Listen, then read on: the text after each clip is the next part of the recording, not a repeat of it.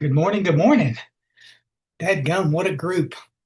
My name is Chris Raymer. I'm very grateful, recovered alcoholic, and dadgum, really, what a group. I, I've known some of y'all on here forever, and you know, just a little overwhelmed. I didn't think that there'd be this many folks out there that I knew, and I'm one of these guys. I got to tell you, you know, and some of y'all have heard me talk about this before. I mean, I remember when we got the fourth edition out and they started talking about modem to modem stuff, and I mean, literally, I mean, we had arguments in the meetings. But we're gonna go burn New York down. This is stupid. You can't have meetings like this, and who knew? I mean, in their wisdom, what was coming down the pike. Thank God for Zooms and. We'd have been in trouble. I never saw so many double digit sobriety folks relapse than I did during COVID stuff. These are folks that refused to get on Zooms and they couldn't go to their meetings anymore because they shut them down. And especially here in Texas, they wouldn't allow us to meet. And there's a lot of people just alone by themselves sitting in the house watching TV, and they got crazy. And no little new alcoholics to work with, and I don't know. That's the deal. So, as always, anytime I do this, I'm watching the clock closer than you smokers. So I don't need to worry about that. God, you guys, since we're on Zoom, everybody can smoke. Just light them up. That's okay. I got I'm going to share my experience. My experience is my experience, and that's all I can share. And it may be different than your experience. And so I'm coming from a little perspective. I struggled so hard to get sober. And I mean, God, I went to my first AA meeting in the early 80s, and I didn't get sober till November 13th, 1987. And I'll talk a little bit about it. But I mean, I'm going to meetings. I'm a meeting making fool, but I can't stay sober. And I don't know what I'm doing wrong, but anyway. And I also need to tell you, because a lot of y'all know I've done clerical work in a treatment center forever, and for most of my 37 years. And I get to see a different little perspective of so many people coming into treatment, coming back into this treatment, and God bless them, and you talk to them for a few minutes, and they had the same story I did. If I heard this one time, I've heard it 1,000 times, more than that. I tried AA, it didn't work. Yeah. And you talk to them for a few minutes and find out they didn't try jack. All they did was go to a bunch of meetings. And there's not one place in this book that says if you go to a bunch of meetings, you'll stay sober. So, so I can get a little soapboxy about it. I'm just saying, and I don't think there's anybody out there intentionally trying to hurt anybody, but there's a lot of people just pulling stuff out of their butts that's not in the literature that, could possibly hurt some folks. So anyway, I don't want to be one of those guys. So y'all help me stay on track, and God bless you. I'm still overwhelmed with seeing some of you guys. I hadn't seen Peter Mission since I was in France, and that was a long time ago. Anyway, I got a Myers. Y'all know Myers. He's the ugly one. Let's see, where is he? I can't see him now. Yeah, no, but he's definitely the evil twin. He's my older brother, and I don't know, 3 minutes, I think. You can tell, but look at that nasty beard. And he he's cooking this afternoon. I better be nice. So we're fortunate. 3 or 4 years ago, he moved back down to the hill country with us full time, and so he's a home group member, and we get to see him often. But we were raised out in Odessa, Texas, which is out in the oil field.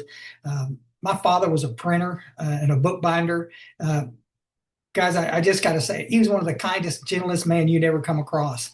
And he was a real alcoholic. And my mom was a professional artist. And anybody that see my artwork would be just flabbergasted that I came from that gene pool. She was spectacular. And raised on the front row of the Baptist church every time the door opened up. And there was no goofy stuff going on. And I feel like it's important for me to say that, guys. And I'm not taking a shot at anybody, but you listen to some of the speakers and like they were raised by a pack of wolves and lived on the street all their life. And that's why they're alcoholics. That's not, guys, I had a perfect upbringing and I'm an alcoholic. So just, yeah, I can send you some literature books to read if you want to look at some uh, genetics, guys, plays a huge part in this. And you can look at my family tree on both sides and give it a good kick, and little alcoholics drop out like pecans on a windy day. It's just they're everywhere, and but Pops, excuse me, step in the air. Pops moved us to the hill country up in Kerrville, which is about 60 miles northwest of San Antonio, Texas. And when we fly out someplace, guys, we're flying out of San Antonio, and great little town, little recovery community down here. We've got a bunch of treatment centers in the area, retirement community. I mean, it's idyllic. I wish I could turn the computer around so you could see. I can see the Guadalupe River right in front of me, and that's what I mean. We were raised in a beautiful environment, and I remember we my little sister and us, we were all here, and I ended up, we were going to high school. I guess it was January 17th. Um, it's when Bill passed away. It's January 1971 when Bill Wilson, our co-founder, passed away. I took my first drink of alcohol. And I leaned up against one of them big old 700-year-old cypress trees down there on the Guadalupe, and had a friend that had brought a bottle, just a little, bottle of Boone's Farm apple wine. And all you old hippies are laughing. Yeah, okay. Some of the little youngins, next time you relapse, go get you some of that stuff. It's terrible. Don't do it. Don't do it. I uh, I drank the bottle, and he didn't want any more of it. And I made sure that he understood that I was going to finish it. And I drank that bottle down there sitting on the bank, and got my flashlight and headed on back up to the house. And we were about I don't know, quarter mile from the house, and walked back up. And I mean, guys, I'm just big old grin on my face. And I just, all of a sudden, I knew what my dad drank. I didn't get drunk and rob a liquor store or do any crazy shit. I just felt comfortable in my skin for the first time. I don't care who you listen to. If they're real alcoholics, they'll tell that story. Just alcohol does for me what I can't do for myself. And I was the most nervous little cuss you ever come across. And little, skinny, one-eye guy. I mean, guy, I don't know. It saved my life. I'm glad I had it early. I mean, what can I say? And I was functioning for a long time. I was in the food business. I was a busboy at a big hotel there in Kerrville, and I'd been a busboy since I was 16 years old, I guess, and I wanted to be one of the cooks in the back because they were drinking back there, and there were some girls back there, and I figured, what the heck, maybe this could turn out to be a good thing, and it did. I got a job cooking, and then whites, the big old white. I mean, I was a stud, and left Kerrville after a few years. Myers and I, we were laughing about it the other day. We got a Volkswagen Beetle he bought in college. He went to university for a couple of a year, I guess, and came home and had this Volkswagen Beetle with a bumper sticker on the back that said, "Get drunk and be somebody." We're not even old enough to buy booze in Texas. We can't even buy a beer at the time. And we drove to Houston, and I, had a two or three 10 or 15 roommates. I don't know, little raggedy apartment with beanbag chairs and a little stereo. I mean, it was we were good. And I started jumping around, guys. Everybody in the food business knows if you just finally kind of think you don't want to work someplace, just go ahead and quit, because you can have a job and in 2 hours you'll be working someplace else. Everybody wants you to work. And I don't know. I stayed in Houston for a couple of years, and Myers and it's a match made in heaven. I work in the restaurants and Myers works in the bar. So, I mean, he ate well, and and I drank well. That's the way it worked. And I left Houston after a while, and went to Austin, Texas, borrowed some money from my mom, and she think I was drinking a little bit too much. And she said, "Where are you going to go?" And I said, "Well, Austin." I mean, yeah, who knew they drank in Austin, Texas? That guys, and that's back when Austin really was weird. I mean, what a beautiful place. And I got a job at a country club out there and was drinking and just holding it together pretty good. But it's starting to cause me a little problem with the alcohol. I have a tendency to overshoot the mark sometimes. Maybe some of y'all can identify with that. And God, you know, got a job offer over in Atlanta, Georgia, at one of the first Omni International hotels, and headed over there and was there for a year. I couldn't stay a whole year because they don't sell alcohol on Sundays back then. I don't know if they still do or not, but that is alcohol abuse right there. I mean, that's just nuts. No. I mean, it was tough business, guys. If you forgot to buy booze on Saturday and you just had to sit there and rock back and forth all day Sunday before you could get any booze, and and I didn't like pot. I, good heavens, I don't know how you guys, you pot smokers, yeah, there's just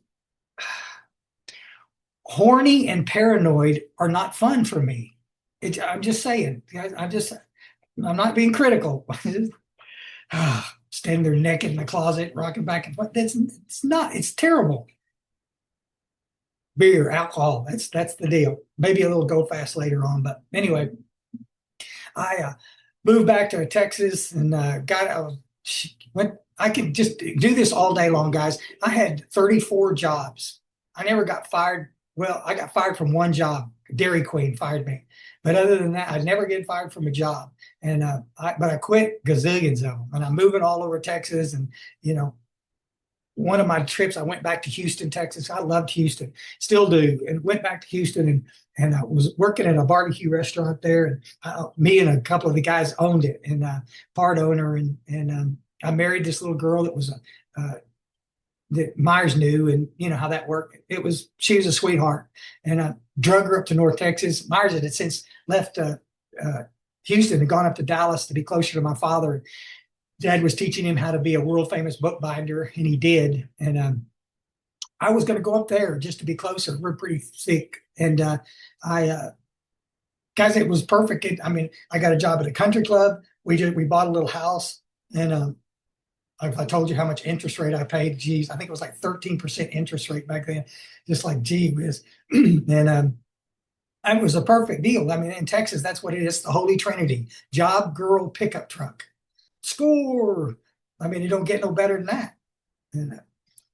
And we're doing pretty good. She's working, I'm working a bunch, but I come home one night. I'm working with a chef over there, and he's got this stuff. I forget what you call it. What is it called? Cocaine. Yeah. And I'm just going to mention it. I know this is AA, but guy, this is back in the early 80s. Everybody in the world was doing cocaine. Okay, let's just get that out of the way. Okay, people that weren't addicted were doing cocaine. Your grandmother was doing cocaine. I'm just saying. They might not cop to it, but they were. Miami Vice was out there. Everybody. Okay, so I've been at work with this guy. And we'd done a little cocaine. We'd done a little. We've been drinking all morning. And I came home and I don't remember what the fight was about. Still don't. Had a little pushing match with her. And I come from a family, again, we don't do pushing matches. She asked me to leave, and I did. I came back a few hours later. She let me back in the house, and we had the talk. And basically, it was I didn't talk. She said, basically, she didn't know about the other stuff, and she knew I was drinking. She didn't know how much, and she looked me in the face with tears in her eyes, and she said, if you want to stay married to me, you're going to have to stop all of this. And I looked her back in the face with tears in my eyes and told her I would never touch another drop. And I meant it with every fiber in my body, folks. I could have passed a lie detector test.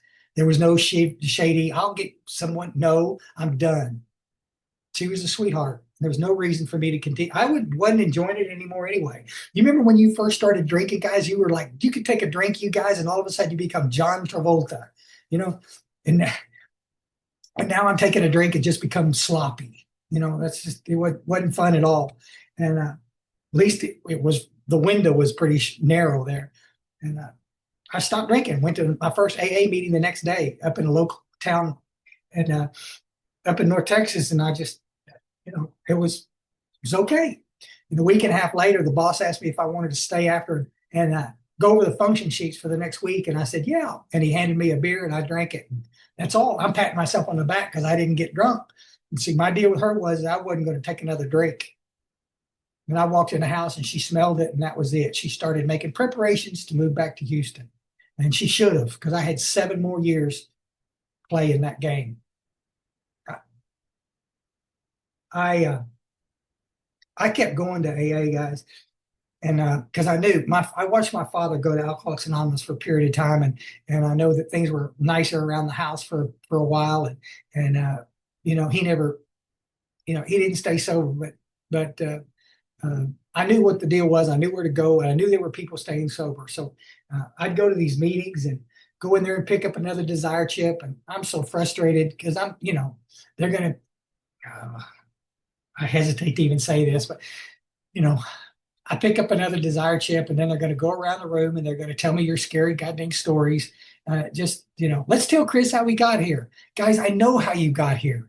You drank. Okay, can we move on? Is there anything else that we could, when Bill's talking about tell our story, it also includes like getting sober. We've got this idea. The Christians use the word discernment, and which I love that word. Discernment. It's like sometimes I think our story is important. If I'm going to sit down and talk to somebody about recovery, I need to tell them a little bit about my story. Okay? And then I need to tell them how to get well, to help them see the solution. But if I'm just trying to scare them into recovery, how many times did I hear somebody say this? You don't want to end up like me, do you? Guys, I'd die. I'd shoot myself before I would ever end up being a loser like you. I can't relate to this scary stuff. And just stop. You're not going to scare any alcoholic into recovery. I crawled in a dumpster in Houston, Texas one time. I just paid my rent in my little apartment. I didn't have any money. I was a little short. And a friend of mine worked at a Kentucky Fried Chicken, and I knew where this dumpster was. And I crawled in there one night to get some food because I didn't have any. Now, guys, I'm not living on the street. I just crawled in this dumpster. I fought a cat for my dinner, and I still don't like the little furry bastards. But anyway, I got it. Okay. And I've shared it from the podium before. I've never had one person ever, all over the world, any place that I've ever spoken, I've never had one person email me, text me, call me, anything, and say, Chris, I remember you eating out of a dumpster in Houston, Texas, and I stopped drinking. Ever. I've had thousands of you call me and talk to me about some of the stuff I'm fixing to talk about. Uh, I I guess working for my brother. Thank God for family. Myers hired me to work in the bindery to do little jobs over there. And I mean, I'm so grateful. I couldn't cook anymore, folks. I'm a mess. I'm drinking, and I'm just physically I'm in kind of bad shape, and I'm not just. Of course, I'm blaming it on the business. I got therapists and a psychiatrist up in North Texas. Well, Chris, you can't stay sober. You're in the food business. You're surrounded by alcohol. The triggers. That's quit. There's no such thing. I'll argue with anybody. Okay, come on, guys. Trigger was a horse. He's dead. Let's move on. Those old timers that finally got hold of me, guys, said, Chris, if there's anything left to drink over, you're going to drink over anything. See, that's the thing. How free do you want to be? God, I mean, those old guys used to say it. God, if you can't be around alcohol, you haven't recovered yet. Simple. I've known people that have owned liquor stores and worked in bars, and I mean, it's not a problem if the obsession has been removed. Anyway, mine certainly hadn't, and I'm sitting there. Thank God for Myers; he hired me, and I'm working in the bindery. I was blessed to get a chance to do that. And I'm not saying that just because he's here. I don't know. I look back, I don't know where I would have been had that not happened. But I remember coming home one night and I picked up a stack of return checks in the mail. Y'all remember back in the day when if you bounced a check, they would put it in its own special envelope. So if you bounced 8 checks, they would send you 8 envelopes. It seemed quite wasteful to me, but anyway. And then you got to ceremoniously open it. Please don't be the rent check. Please don't be the rent check. Oh, the rent check. Darn. And I'm going to have to go to Londa, Myers' wife, and I'm going to have to borrow some money and cover my bills. I'm just terrible at finances. Anyway, I was done. I'm on 7 prescription medications a day. Literally, guys, I've got a psychiatrist. I'm in IOP. I'm doing everything. I'm going to meetings, 90 meetings, 90. I can't put together the 30-day chip. stacked them old checks on the counter and fed the little ferrets, and went and took couple of bottles of pills I had in the medicine cabinet, and tried to off myself. I was just is terrible. I laid down that bed and heard this voice that said, "Don't do this. Go back to AA." And I'm arguing with the voice as I don't want. I've tried AA. It doesn't work. Don't do this. Go back to AA. And so I got up. I made myself sick, and I threw up and laid back down. Thank God I didn't die. And the next morning, I got up with a commitment that I'm going to go back to AA. Had to work late that day. I think God was all over that, because if I could have got off early, I'd have gone back to the old meetings I'd been going to, and I'd have kept getting what I was getting, which was some middle of the road solution. And because I was running late, somebody had showed me an AA at this other meeting, said that's a big book meeting over there. And I went over there, and I didn't know what a big book meeting was. I didn't own a big book. I knew what it was, but I didn't have one. And I said, I want to go there. And it's closer to my house anyway. So I pulled in the back because I didn't want anybody to know I was coming back to AA. And oh, my mom used to laugh about it. She said, "Oh, I think I really screwed up." Says, "Chris, I'm sorry. I didn't know about the anonymity thing." I said, I had you on the prayer list of every church in North Texas. Everybody. All you had to do was look at my pickup truck and know that I was an alcoholic. Oh, busted up, leaning on one side. One of the windows was knocked out. And I was like, oh, God. No AC. It's just, yeah, it was I parked in the back, walked in the back door. I can't not tell it. I got in about, I don't know, 5 feet, got real self-conscious. Everybody's laughing, which is a pretty good indication, folks. If you walk into a meeting, I don't care if it's on a Zoom or in person, and you don't hear a bunch of laughter, you're probably in the wrong meeting. There. I'm used to walking in, there's six or seven grumpy old bastards sitting in the corner, no smile, just smoking. It's like, oh boy, you feeling the AA love now? No. Anyway, but I got real self-conscious, and the chairperson saw me. He knew me up from North Texas, and he said, "Chris, come sit up here with me." And I don't know, guys, I'm shy as by nature anyway, and all that attention. I just, guys, I got to go. I just want to let y'all know I'm coming back to AA, so y'all can relax now. And I started took a step back and stepped on this little girl's foot. She had her finger in my belt loop, and she'd come up on my blind side, guys. If she'd have come up on this side, I'd have dodged her. She came up on my blind. I didn't see her. She grabbed me and said, "Sit down, cowboy. You're not going anywhere." I, she set me down in a chair. Her sponsor guy was across the way, couldn't get to me, and she said, "Get him." And she did. She was, I don't know, a year sober maybe. Got me a cup of coffee and some paper towels to clean up. I was shaking. I was detoxing in that meeting. And guys, but I got to tell you, they're laughing, and they went around the room, and that chairperson looked up and says, "I know what's coming." I said, "God, I can't believe I'm going to do this again." He says, "We're going to go around the room, and everybody's going to tell their story." And okay, 400 one-liners, and okay. And they didn't. Chairperson looked at me, looked at the steps, and he said, "Why don't we tell Chris how our lives have changed as a result of working the steps?" Oh, okay. And that lady across the table, and she held up a set of car keys, and she just got her brand new car. Excuse me, she was sober about a year and a half, I think. And the guy next to her started a little landscape business, and he was making a little money now and paying his bills. And a lady at the end of the table had gone back to, I never forget it. She had a sketch pad, and she was sketching some drawing. She'd gone back to art school and got her degree. She was older than I was 35. She was in her 40s. And she's doing life. The kid next to me kept tapping me on the shoulder, and I looked over, and they had a billfold and had some little Polaroid pictures of his kids. He'd come to AA and met a little AA girl, and they'd made some little AA babies, and and he was all excited about just. And I'm less than 24 hours away from a suicide attempt, folks.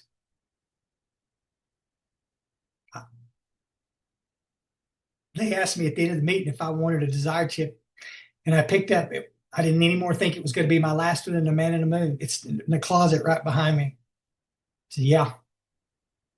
And on the way out, I took my cup and threw it in the trash, and I'm walking out the door, and these two old cowboys got in front of me, And they stood up and said, Chris, why don't you sit with us for a few minutes and man, let's see if we can help you figure out why you can't stay sober.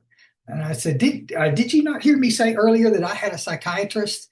And then I have all these professionals trying to help me, and these old cowboy, you should have seen this guy, folks. He's been dead forever. And just, God bless his heart. Cowboy hat, big old white snap buttons, just little bolo on, Cadillac in the parking lot with bull horns on the front. It's like, this was as Texan as you could get. His name was JR. Y'all think I'm making that shit up? Yeah.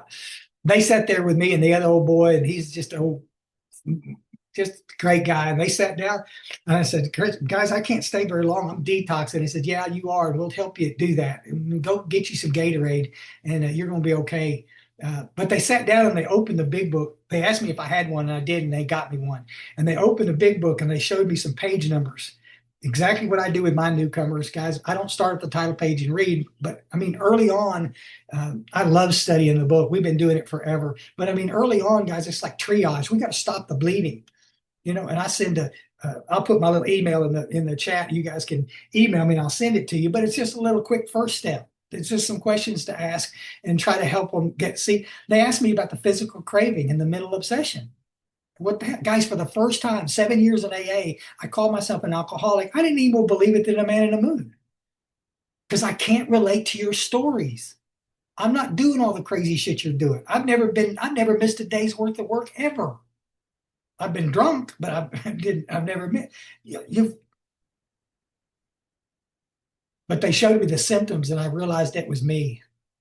I'll never forget that drive home that night and I'm looking myself in the rearview mirror. I got tears on my cheeks. Literally, I cry a lot still, and I'm sitting there thinking, God dang, I'm an alcoholic. Those guys saved my life. They should have been home with dinner with their wives, but they stayed with me instead for 30 minutes just to make sure guys, I have a vivid memory.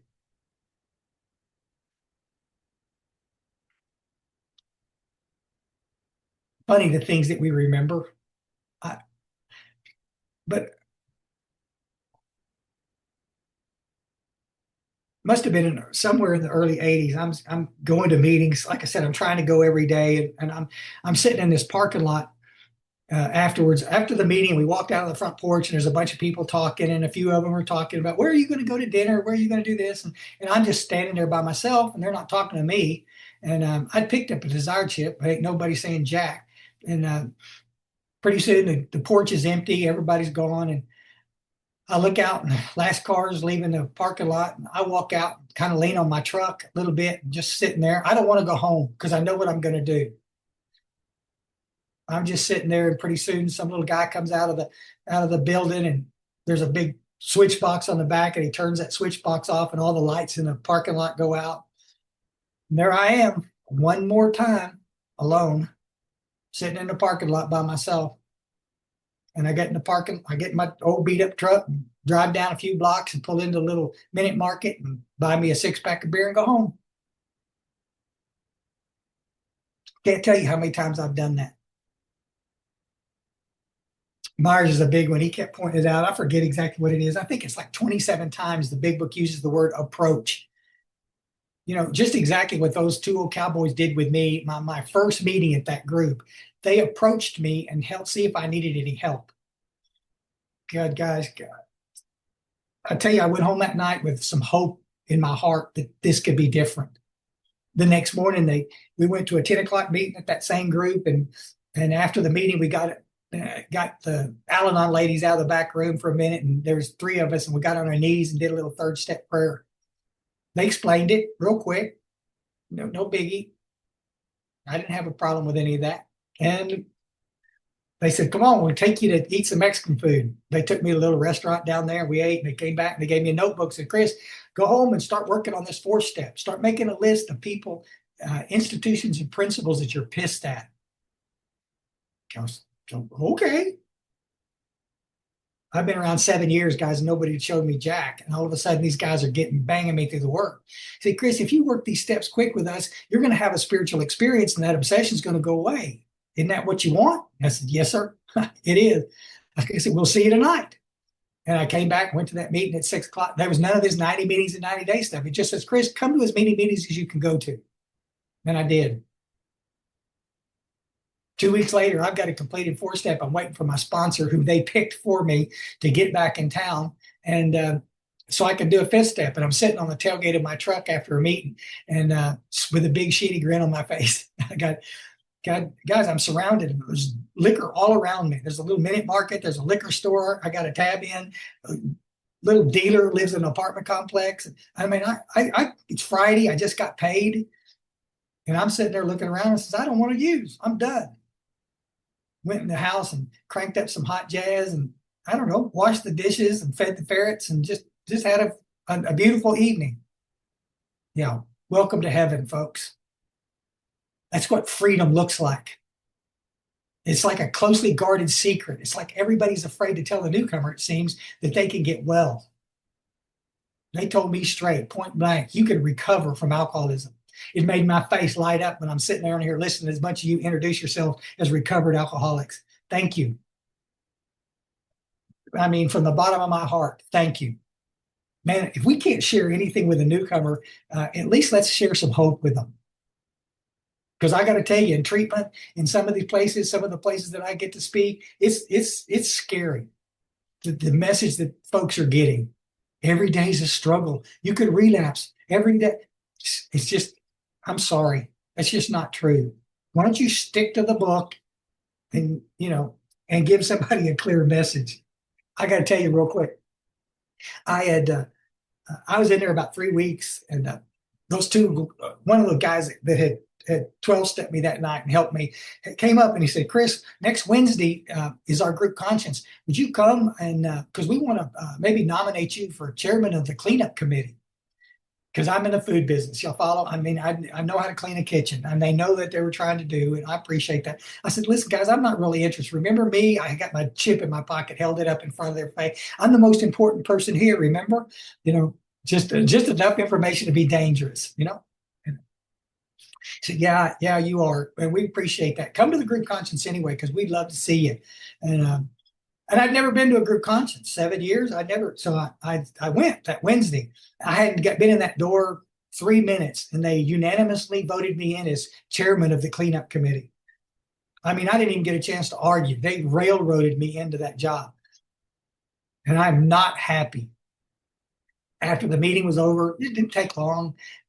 I'm going back into the kitchen, and I looked at the guy who's got that smug grin on his face. Like, look what we did. And he said, buddy, listen, if I'm going to do this, I need a list of the other committee members so I can organize a cleaning rotation.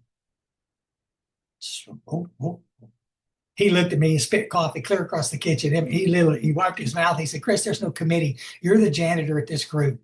And he opened a door and showed me where the vacuum cleaner was, and the cleaning supplies were on the floor. And here's the keys. He gave me a key to the club. I mean, guys, I'm in there a month, and it's like, and I stayed away from him a couple of days. I was going to punish him. And on Friday, Myers let me off. He don't even remember doing it, I'm sure, but he let me off about 1 o'clock in the afternoon. He wasn't sober yet. And he let me off, and I went down to that club and locked myself in there, and I cleaned that club like a big boy. Guys, I know how to clean. I'm telling you. My wife may disagree, but I know how to clean. And I cleaned that old nasty coffee pots in that bathroom. Looked like an Exxon station in there. And I cleaned all that bathrooms up and got everything tidied up and made some coffee. And it's 5:30, and I'm sitting in there in the room and unlocked the door. It's just, I'm ready. Meeting starts at 6. And the matriarch of the group walks in. I can't not tell it, guys.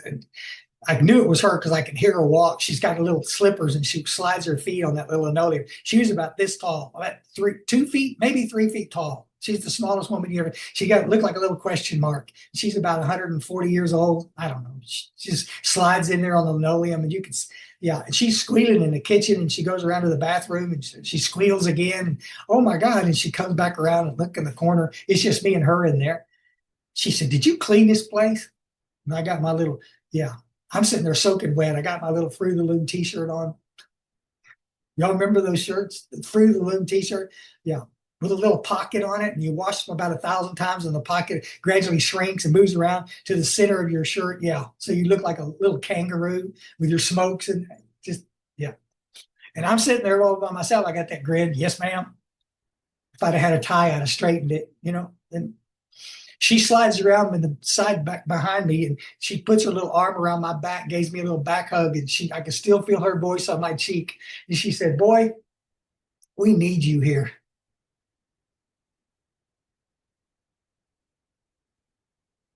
I want to cry every time I say it.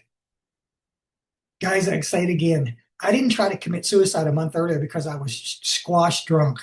I tried to commit suicide because I felt absolutely useless. I could not make my life work. This little lady gave me the one thing I needed more than anything.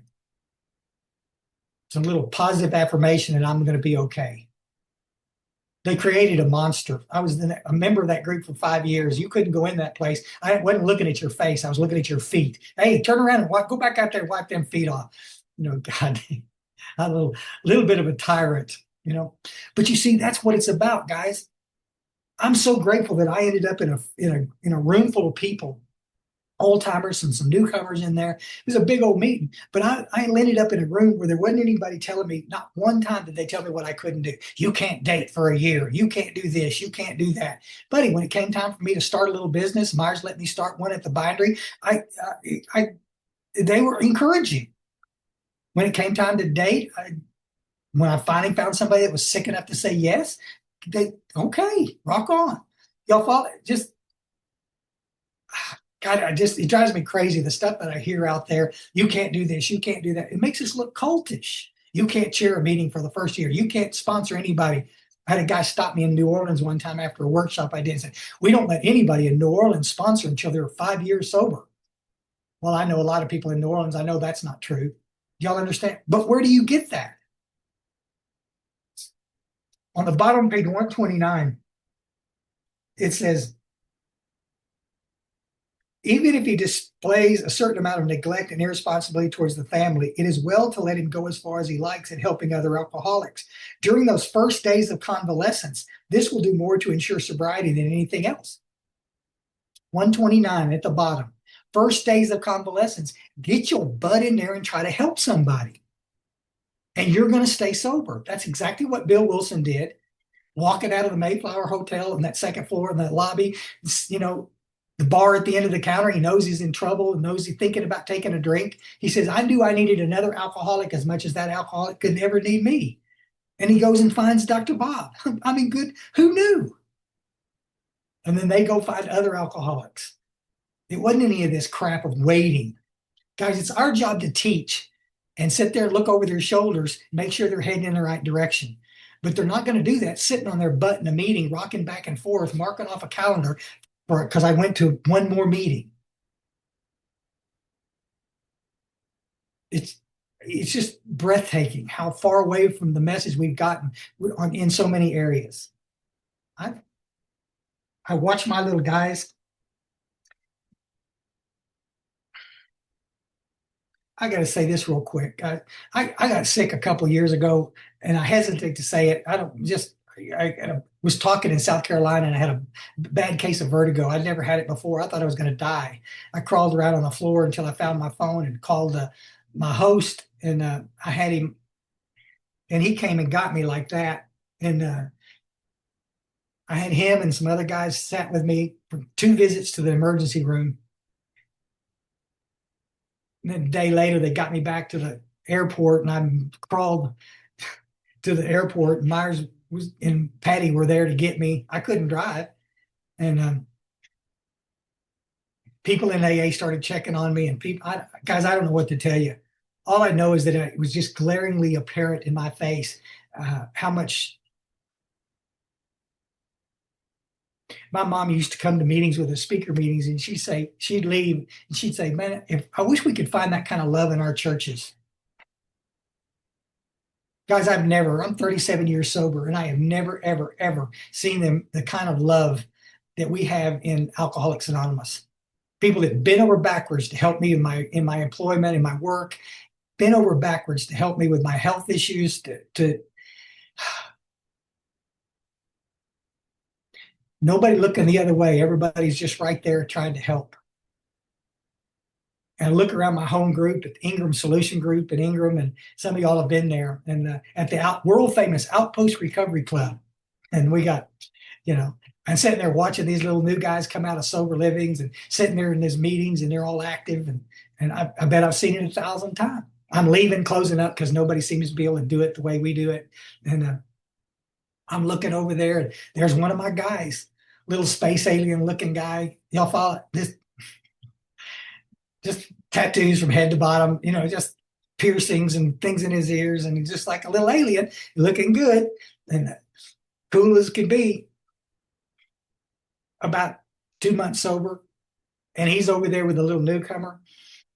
Everybody at the end of our meeting, they says, "Okay, who needs a sponsor?" This little guy raised their hand. "Okay, who's available to sponsor?" Everybody's, you can hear the air mushes. Everybody push their hands up. It's a sponsorship group. Everybody had their hands up like this, and I'm cleaning up, looking back over in the corner. That one little guy made a beeline straight for this little alien guy. He didn't want anything I had to say. He didn't want anything Myers had to say. I'm a little offended. I thought what I shared was particularly good tonight. They didn't want anything I got. They wanted that guy right there. And he's over there with a little alien talking, and they're just, yeah. Oh, and by the way, they're both still sober today. And that little guy's sponsoring too. That's what this is about, folks. That's the coolest thing is when somebody asks me a question. I'll end with this, guys. Somebody asked me a question and I don't know the answer. I know people to call. I've called a bunch of y'all on this Zoom right here, asking questions about stuff that I need. Betty, I'm over my head. What do I do with this little guy right here? What do I do? Guys, it takes a village. We're all of us little knuckleheads. That's what we do. Somebody sent this to me my last birthday, and I love the little quote. God didn't add another day to your life because you needed it. He added it because someone needed you. Yeah. The spiritual warfare in your head that tells you can't help anybody because you're not sober long enough, stop listening to that crap. You don't have a clue who you're going to be able to help. You just suit up and show up, and I guarantee you God will show you how to do it. We all have different talents, folks.